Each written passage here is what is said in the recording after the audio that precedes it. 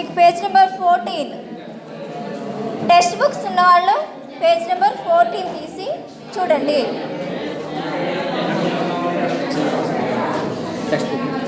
తెచ్చుకోవాలా? ఎఫెక్టివ్ లిజనింగ్లో మీకు introduction part చూడండి. In the previous lesson we have seen the importance of listening, types of listening and barriers of listening. మనకి ముందు లెసన్స్లో మనం ఏం చెప్పుకున్నామో ఫస్ట్ లెసన్ వచ్చి importance of listening, second lesson వచ్చి types of listening, third lesson వచ్చి బ్యారియర్స్ ఆఫ్ లిజనింగ్. మీకు ఈ 3 లెసన్స్ని ఇప్పుడు దాకా చెప్పుకోవడం జరిగింది. In order to become an effective listener, we have got the background necessary. Now it is time to know what makes effective listening and how to become an effective listener by training ourselves to overcome the barriers. ఇక్కడ మనకి effective listener ఎలా కావాలి అనేది చెప్తున్నాడు. In order to become an effective listener అంటే మనం effective లిజనర్గా కావాలి అంటే మనకి ఏమేం కావాలి అనేది.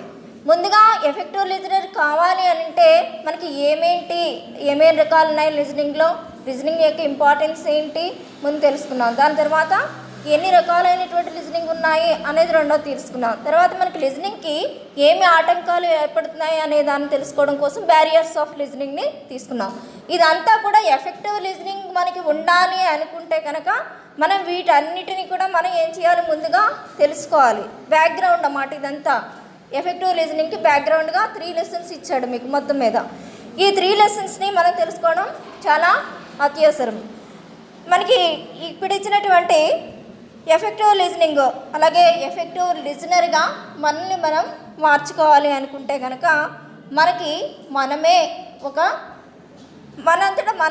మనకు ఏర్పడేటటువంటి బ్యారియర్స్ ఏవైతే ఉన్నాయో ఆ బ్యారియర్స్ అన్నిటినీ కూడా ఓవర్కమ్ చేయాలి. మన బ్యారియర్స్ని, ఆటంకాలని మనకి ఏ విధంగా బ్యారియర్స్ ఏర్పడుతున్నాయో తెలుసుకుంటే బ్యారియర్స్ని ఏ విధంగా అధిగమించాలి అనే దానికి మనకి తెలియడం అనేది జరుగుతుంది. మనకి ఏది ఆటంకపరుస్తుంది అనేది తెలుసుకుంటే మనం ఎఫెక్టివ్గా ఎలా వినొచ్చు అనే దాన్ని కూడా తెలుసుకోవచ్చు. దీనికి మనకి ఒక యాక్టివిటీ ఒకదాన్ని ఇచ్చాడు, చదువుదాం చూడండి. A student in a large class room moves forward to hear the lecture being delivered. ఇక్కడ చూడండి, లెక్చర్ బీయింగ్ డెలివర్డ్ అని ఇచ్చాడు. ఇక్కడ లెక్చర్ తర్వాత మీరు ఎప్పుడు కూడా గివ్ అనే వర్డ్ని వాడకూడదు, డెలివర్ అనే వర్డ్ని వాడాలి. అందుకని ఒక లెక్చర్ జరుగుతూ ఉండగా ఒక స్టూడెంట్ ఏం చేశాడట, వెనకాల ఎక్కడో కూర్చున్నటువంటి స్టూడెంట్ తను ముందుకి వచ్చేసాడు, వెనుక నుంచి ముందుకి వచ్చేసాడట. ఎందుకని ఆ లెక్చర్ వెనకాల ఉంటే సరిగ్గా వినిపించడం లేదు కనుక తను ముందుకు రావాలని ముందుకు వచ్చాడు. He carries the required stationery and moves to the front row at eye level with the speaker and begins to take notes. వచ్చేసిన వ్యక్తి తన యొక్క ఎసరీస్ అన్నింటినీ తెచ్చుకున్నాడు. తనకి నోట్ ప్యాడ్ కావాల్సిన నోట్ ప్యాడ్, అలాగే పెన్ కావాల్సిన పెన్, అలాగా ఏం కావాలో తనకి కావాల్సినవి అన్నీ తెచ్చుకుని స్పీకర్కి ఐ కాంటాక్ట్లో ఉండే విధంగా తన యొక్క స్పీకర్కి ఎదురుగా వచ్చి కూర్చోవడం అనేది జరిగింది. అక్కడ వచ్చిన తర్వాత ఏం చేస్తున్నాడట, మేకింగ్ నోట్స్ని తయారు చేసుకుంటున్నాడు. మీకు మామూలుగా taking notes and making notes అని 2 స్టడీ స్కిల్స్ ఉంటాయి. ఇందులో మనకి ఎవరైనా చెప్పేటప్పుడు మనం కానీ నోట్స్ తయారు చేసుకుంటే దాన్ని టేకింగ్ నోట్స్ అని, మనంతట మనం చదువుకుంటూ మన బుక్ పక్కన పెట్టుకుని రాసుకుంటే దాన్ని మేకింగ్ నోట్స్ అని అంటాం. ఇందుకే రాసుకోవడానికి అని చెప్పి నోట్స్ రాసుకోవడానికి ముందుకు రావడం జరిగింది. Why do you think the students move to the front row choose from the option listed below. మరి స్టూడెంట్ వెనుక బెంచ్ నుంచి ముందు బెంచ్కి ఎందుకు వచ్చేసాడు? కింద కొన్ని ఆప్షన్స్ ఇచ్చాడు. ఈ ఆప్షన్స్లోంచి రైట్ ఆప్షన్ ఏంటి, ఏ కారణం వల్ల తను వెనుక నుంచి ముందుకు వచ్చాడు అనే దానికి కొన్ని ఆప్షన్లు ఇచ్చాడు. ఏది కరెక్ట్ ఆప్షన్ అనేది మనం చూద్దాం. ఇప్పుడు the student wants to listen to the lecture. ముందుకు ఎందుకు వచ్చాడంటే తను లెక్చర్ని విందాము అనేటటువంటి ఉద్దేశంతో ముందుకు వచ్చాడు, ఫస్ట్ వన్. నెక్స్ట్ వచ్చి the student makes necessary arrangements to listen to the lecture. తనకి అవసరమైనటువంటి అరేంజ్మెంట్స్ అన్నీ ముందుకు చేసుకుందాము అనే ఉద్దేశంతో ముందుకు వచ్చాడు, అది రెండో కారణం. The student wants to establish eye contact with the speaker. Speaker మాట్లాడేటప్పుడు ఐ కాంటాక్ట్ చేయకి దగ్గరగా అంటే కంటి చూపుతో మనకి ఎదురు కనిపించేలా ఉండాలి అనేటటువంటి ఉద్దేశంతో మనకి ముందుకొచ్చాడు. Next fourth one, the student wants to take notes for future use.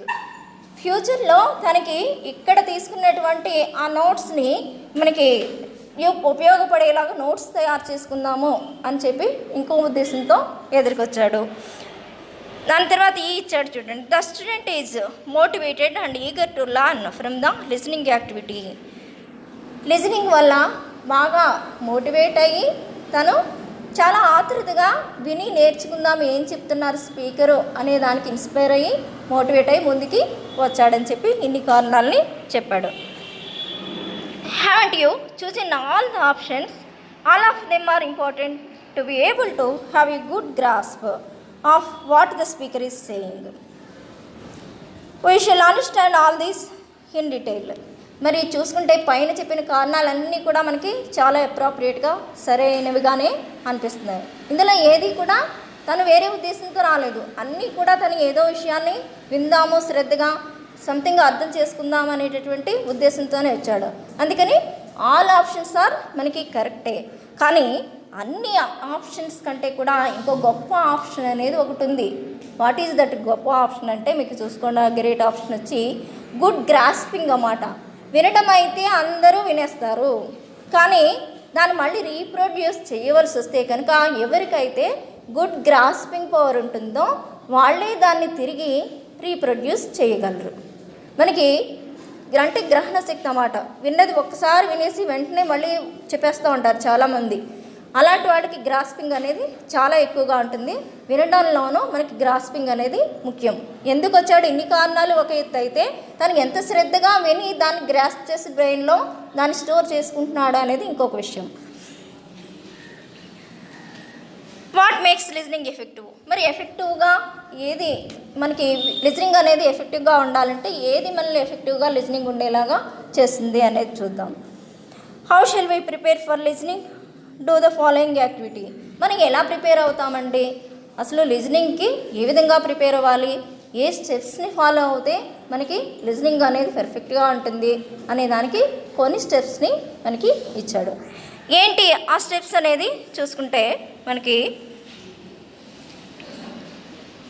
Activity ఇక్కడ కూడా సెకండ్ యాక్టివిటీ ఇచ్చాడు. Naren is invited to attend a talk on the role of Indian programs in the making of a Hollywood movie. He has accepted the invitation and is ready to attend the talk at 10 AM the next morning. మరి ఇక్కడ నరేన్ అనేటటువంటి ఈ వ్యక్తిని the role of Indian programmers making the Hollywood movie అని చెప్పి ఒక ప్రోగ్రామ్కి ఈయన మాట్లాడడానికి పిలిచారట. నరేన్ అనేటటువంటి వ్యక్తిని ఆయన ఇన్విటేషన్ని యాక్సెప్ట్ చేశారు. ఆ ప్రోగ్రామ్కి వెళ్ళి ఈయన మాట్లాడవలసి ఉంది. అంటే టాపిక్ అనేది వచ్చింది ఆయనకి, ఆ టాపిక్ మీద ఆయన మాట్లాడవలసినటువంటి అవసరం ఉంది. Could you help Naren make himself resourceful for the talk? మరి నరేన్కి మీరు హెల్ప్ చేయాలి. నేను పలానా చోటుకు వెళ్ళి మాట్లాడాలి అంటే మనకి కొన్ని రీసోర్సెస్ ఉండాలి, అంటే వనరులు. ఏదో ఒక విషయం గురించి మనం మాట్లాడాలి అనుకున్నప్పుడు మనకి దానికి సంబంధించినటువంటి మ్యాటర్ని అంతటిని గ్యాదర్ చేసి పెట్టుకుని అప్పుడు ఆ విషయం గురించి మాట్లాడడానికి మనం సిద్ధపడుతూ ఉంటాం. అలా సిద్ధపడడానికి మనకి వనరులు అనేవి కావాలంటే బుక్ నుంచి తీసుకుంటామా లేకపోతే నెట్ నుంచి తీసుకుంటామా, ఏదో ఒక దాని నుంచి ఒక సోర్స్ నుంచి మనం మీ మెటీరియల్ తీసుకుంటాం. మనం ఏమైనా అతనికి హెల్ప్ చేయాలనుకుంటున్నారా మీరు అని చెప్పి క్వశ్చన్ చేస్తున్నాడు. Can you number the events in order of reference as you would like Naren to organise himself? మరి ఈవెంట్స్ ఏ విధంగా చేయాలి, ఆ ఈవెంట్ చేయడానికి ఏమేమి స్టెప్స్ని ఫాలో అవుతూ మీరు దేనికి ప్రిఫర్ చేస్తూ దాని అంతటినీ కూడా ఆర్గనైజ్ చేయాలి, నీ అంతటి నువ్వుగా ఆర్గనైజ్ చేసుకోవాలంటే ఏ విధంగా చేయాలి అనే దాన్ని డైరెక్షన్స్ ఇస్తారు అని చెప్పి అడుగుతున్నాడు. Naren reads up a little on Hollywood movies. First of all Naren ఏం చేశాడు అనేది చూస్తే కనుక ముందుగా తను చేసినటువంటి పని ఏంటంటే కొద్దిగా హాలీవుడ్ మూవీస్ గురించి తను చదివాడు. Naren tries to research about the Indian programmes in Hollywood. కొద్దిగా ఇండియన్ ప్రోగ్రామ్స్ హాలీవుడ్లో జరిగేటటువంటి ప్రోగ్రామ్స్ ఎలా జరుగుతున్నాయి ఏంటి అనే దాన్ని కూడా చూసుకున్నాడు. Naren looks up for the speaker's details and listens to the speaker's past presentations. అలాగే మాట్లాడేటటువంటి వ్యక్తి ఎవరున్నారో ఆయన ముందు ఇచ్చినటువంటి ప్రజెంటేషన్స్, ఆయన పాస్ట్లో ఉండేటటువంటి ప్రజెంటేషన్స్ ఏమున్నాయో వాటన్నిటినీ కూడా డీటెయిల్స్ అన్నిటినీ కూడా తీసుకున్నాడు. Naren organises the stationery, picks his pen and stocks it along with the notebook for the next day. ఇంకా ఏం తీసుకున్నాడు, తను ఆర్గనైజ్ చేసేటటువంటి ప్రోగ్రామ్కి స్టేషనరీ కొన్నిటిని పట్టుకెళ్ళాడు. అలాగే పెన్స్, వాటికి కావాల్సినటువంటి సామాగ్రి, నోట్బుక్స్ ఇవన్నీ కూడా అరేంజ్ చేసుకున్నాడు. Naren enriches his vocabulary by making a list of words and phrases related to the topic. ఆ టాపిక్కి సంబంధించినటువంటి కొన్ని వర్డ్స్ని అలాగే కొన్ని ఫ్రేజెస్ని వీటన్నిటిని కూడా తను లిస్ట్ అవుట్ చేసుకున్నాడు.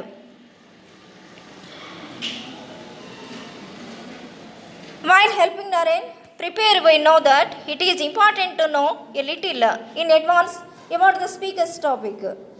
మరి ఇక్కడ ఈ స్పీకర్ యొక్క టాపిక్ గురించి పాపం నరేన్కి అంతగా ఏమీ తెలీదు. Listening to the speaker's first presentation will allow Naren to notice the speaker's use of words and style of speaking. అయితే స్పీకర్ పాస్ట్ ప్రజెంటేషన్ వింటే స్పీకర్ ఏ విధంగా మాట్లాడుతున్నారు, ఎలా మాట్లాడుతున్నారు ఏంటి, తన యొక్క పాస్ట్ ప్రజెంటేషన్లో ఎటువంటి వర్డ్స్ని యూజ్ చేసి తను ప్రజెంటేషన్ని ఇచ్చారు, ఏ ఫ్రేజెస్ని వాడారు, వొకాబులరీ ఎలా ఉంది అనే దాని గురించి దాన్ని వింటున్నారట, పాస్ట్ ప్రజెంటేషన్ ఎలా ఉంది అని చెప్పి. It will also allow Naren to gauge for himself whether he finds the speaker's language dense or mild. ఇక్కడ ఎందుకు ఆ విధంగా వినడం వల్ల తనకి ఏమవుతుంది అంటే తనంతట తానుగా తను తెలుసుకోగలుగుతాడు. ఎందుకంటే ఇక్కడ మాట్లాడేటటువంటి వ్యక్తి డెన్స్గా మాట్లాడుతున్నారంటే బాగా హార్డ్ అయినటువంటి వర్డ్స్ని యూజ్ చేసి మాట్లాడితే అంటే మీకు హార్డ్ టు అండర్స్టాండ్, మీకు అండర్స్టాండ్ చేసుకోవడానికి, అర్థం చేసుకోవడానికి కష్టంగా ఉండేటటువంటి టెర్మినాలజీని వాడితే కనుక ఆ టాకింగ్ ఏదైతే డెన్స్గా ఉన్నట్టు, అలా కాకుండా మామూలు వర్డ్స్ని యూజ్ చేస్తే మీకు మైల్డ్గానే ఉంటుంది, బాగానే అర్థమవుతుంది. ఆ టాపిక్లో యూజ్ చేసేటటువంటి వొకాబులరీ ఏ విధంగా యూజ్ చేస్తున్నారు ఏంటి అనే దాని గురించి చూసుకోవడం జరిగింది. If the language is loaded with new or technical vocabulary, Naren would get back to intensive reading on the subject. ఒకసారి చూసుకున్నాడంట, ఇలా ఉన్నాయి ఏంటి అని చూసుకుంటే కనుక టెక్నికల్ వొకాబులరీ ఉంటుంది. అంటే కొన్ని కంప్యూటర్స్ వాళ్ళకి వొకాబులరీ టెక్నికల్గా ఉంటుంది. అలాగే కెమికల్స్ అది యూజ్ చేసే వాళ్ళకి కెమికల్కి సంబంధించినటువంటి టెక్నికల్ వొకాబులరీ ఇలా ఉండడం అనేది జరుగుతుంది. అంటే ఒక్కో సబ్జెక్ట్కి దానికి సంబంధించినటువంటి టెక్నికల్ వొకాబులరీ అనేది ఉండడం జరుగుతుంది. ఆ వొకాబులరీ తెలిసిందైతే పర్వాలేదు, తెలియనటువంటి వొకాబులరీ అయితే తను ఎక్కడికి వెళ్ళాలి, ఇంటెన్సివ్ రీడింగ్కి వెళ్ళాలి. అంటే జాగ్రత్తగా ఒక్కొక్క పదాన్ని తెలుసుకొని ఈ పదం ఏంటి, దీని యొక్క అర్థం ఏంటి అని చెప్పి డీప్గా ఎనాలిసిస్ చేసి దాన్ని తిరిగి అర్థం చేసుకునేటటువంటి ప్రయత్నం చేస్తాడనమాట. If it is simple and easily accessible. ఎలా ఉండాలి మరి అంటే మనకి ఇచ్చేటటువంటి ఆ స్పీచ్లో ఉండేటటువంటి వర్డ్స్ అనేవి ఎలా ఉండాలి, సింపుల్గా ఉండాలి, ఈజీగా మనకి అర్థమయ్యేలాగా, మనకి క్యాచ్ అయ్యేలాగా ఆ వర్డ్స్ అనేవి ఉండాలి. He can manage with noting the facts from the talk. తను ఆ టాక్లో ఉండేటటువంటి ఫ్యాక్ట్స్ని నోట్ చేసుకోవడానికి మేనేజ్ చేస్తాడు. We also understand by now that basic research and reading will help Naren move easily with the listening part. అయితే ఇక్కడ కొన్ని బేసిక్ రీసెర్చ్ టిప్స్ని ఇవ్వడం అనేది జరిగింది. ఈ లిజనింగ్లో లిజనింగ్ పార్ట్ ఇచ్చాడు. ఇక్కడ a prepared listening is a speaker's delight. బాగా ప్రిపేర్ అయ్యి ఉంటే కనుక అక్కడ స్పీకర్ మాట్లాడేటటువంటి వ్యక్తికి చాలా మంచి వరం లాంటిదన్నమాట. చాలా హ్యాపీగా ఫీల్ అవుతాడు స్పీకరు. అబ్బాయి స్పీకర్ ఏం మాట్లాడుతున్నారో మాకేం అర్థం కావట్లేదండి, అర్థం కాని భాషలో మాట్లాడేశారు, మాకేమీ అర్థం కాలేదు అని అనుకున్నారనుకోండి, స్పీకర్కి అంత సాటిస్ఫాక్షన్గా ఉండదు. అలా కాకుండా ఎవరైతే లిజనరు రెడీ టు లిజన్, వినడానికి రెడీ అయిపోయి తను సంసిద్ధంగా ఉండి ఆ లిజనింగ్ని ఎప్పుడైతే శ్రద్ధతో వింటారో స్పీకర్కి ఎలా అనిపిస్తుందంటే చాలా తేలిగ్గా ఉంటుంది. అమ్మ నేను చెప్పేది బాగా అర్థమవుతుంది వీళ్ళకి అని చెప్పి అనిపిస్తూ ఉంటుంది. He can contribute actively to the speakers talk. మరి వెంటనే తను స్పీకర్ మాట్లాడిన దానికి తను వెంటనే రెస్పాండ్ ఇస్తాడు, అర్థమైందని చెప్పి ఒక రెస్పాన్స్ని ఇవ్వడం జరుగుతుంది.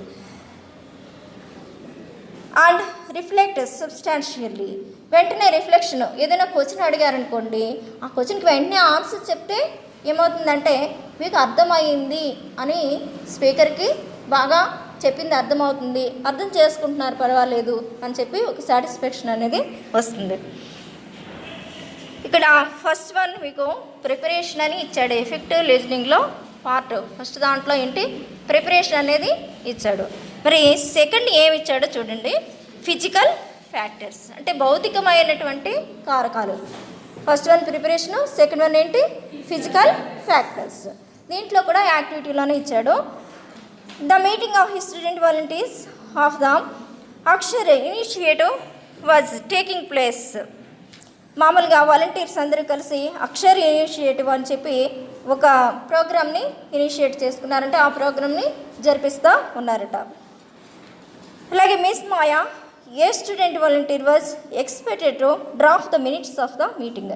ఎప్పుడైనా మనకి మీటింగ్స్ జరిగితే కనుక మినిట్స్ అనేది తీసుకుంటూ ఉంటాం. అంటే ఈ ప్రోగ్రామ్ ఇది ఇన్న సమయానికి దానికి స్టార్ట్ అయ్యింది, దాంట్లో వీళ్ళు మాట్లాడారు అని చెప్పి ఇంపార్టెంట్ పాయింట్ని నోట్ చేస్తూ ఉంటాం, దాన్ని మినిట్స్ అని అంటారు.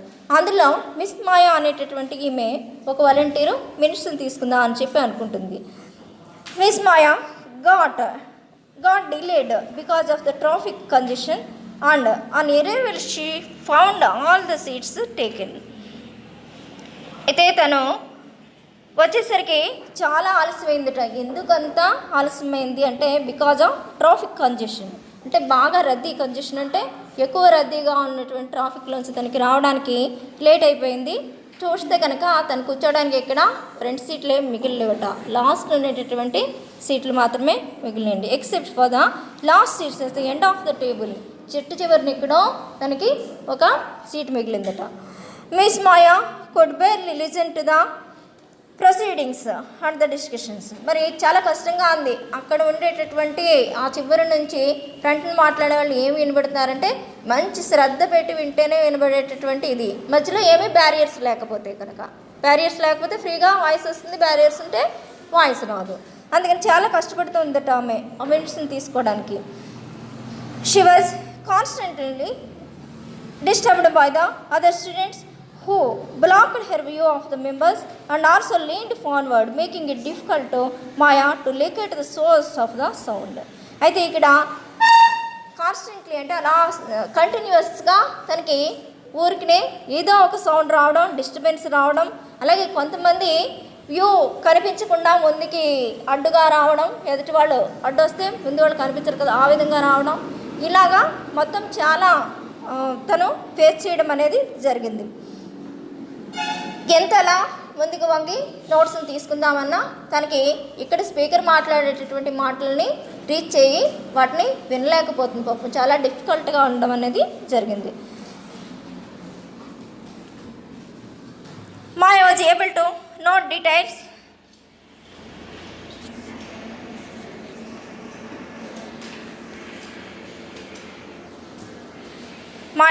to note details from a few members who rendered themselves visible, but other conversation remained unattended. ఇందుకు చూస్తే ఆమె లేట్గా అయితే వచ్చింది, తనకి సరైనటువంటి ఇన్ఫర్మేషను రాలేదు. నెక్స్ట్ ఏదో విధంగా కష్టపడి ఆల్రెడీ ముందు నుంచి ఉంటారు కదా, వాళ్ళ దగ్గర నుంచి కొద్దిగా మ్యాటర్ని తీసుకుని వాళ్ళు రాసిన దాంట్లోంచి తను నోట్ తీసుకుని తను రాద్దామని అనుకుంది. ఇన్ని ప్రయత్నాలు చేసినప్పటికీ కూడా కొన్ని పాయింట్లు అనేవి తనకి రాలేదు. అంటే అక్కడ రాసుకోవాల్సినటువంటి మినిట్స్ అనేవి ఇన్కంప్లీట్గా ఉండిపోయినాయి అన్నమాట. Miss Maya was able to draft minutes that was incomplete and very conclusive. మరి అక్కడ ఉండేటటువంటి ఆ డ్రాఫ్ట్ మినిట్స్ రాద్దామని అనుకున్నారు కదా, కానీ అది ఎలా ఉండిపోయిందిట, ఇన్కంప్లీట్గా ఉండిపోయింది. అంటే అందులో పూర్తిగా రాయడం అనేది, నోట్ చేయడం అనేది కాలేదు పాపం ఆవిడ వల్ల. Based on the above situation, match the correct reason for the Miss Maya's failure to draft the minutes of the meeting successfully. ఇక్కడ తను ఏం చేసింది ఇక్కడ ఈ సిచ్యువేషన్కి సరిపడేటటువంటి ఒక మ్యాచింగ్ని ఇచ్చాడు. అంటే మీకు మామూలుగా ఏబీలో మ్యాచింగ్ ఇస్తాడు కదా, అలా సెంటెన్సెస్ని ఇచ్చాడు ఇక్కడ. ఆ మ్యాచింగ్ ప్రకారం మిమ్మల్ని ఏం చేయమంటున్నాడంటే మ్యాచ్ చేయమని చెప్తున్నాడు. ఫస్ట్లో ఏమి ఇచ్చాడంటే 1 2 3 4 5 సెంటెన్సెస్, సెకండ్లో ABCDE ఇచ్చాడు. వీటిని మ్యాచ్ చేయమని చెప్పి అడుగుతున్నాడు. ఎందుకు ఆమె దీన్ని సక్సెస్ఫుల్గా చేయలేకపోయింది అని చెప్పి చెప్పడం కోసం. ఫస్ట్ వన్ చూడండి, మిస్ మాయాస్ లేట్. ఎందుకు లేట్గా వచ్చారు ఆమె? Because she got delayed. బాగా ఆలస్యమైంది అందుకని చెప్పి లేట్గా వచ్చారు. సెకండ్ వన్ చూడండి, she hard on part of the proceedings.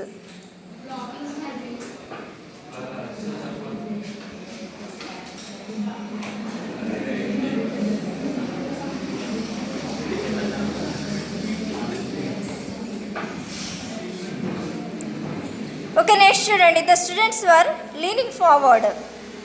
దీనికి బి వస్తుంది, ఎందుకంటే బ్లాకింగ్ ద వ్యూ, ముందుకు వంగినందువల్ల అక్కడ ఉండేటటువంటి వ్యూ అనేది బ్లాక్ అవ్వడం అనేది జరిగింది.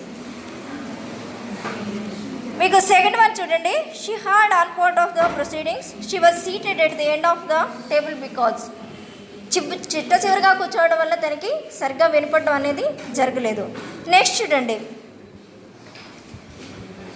She was able to note details. ఎలా డీటెయిల్స్ని నోట్ చేశారు ఆమె అనేది చూడండి. While other conversations reminded in accessible. Very good. Next last one, the minutes of meeting reminded. చిట్ట చివరిగా మినిట్స్ ఆఫ్ మీటింగ్ ఎలా మిగిలింది?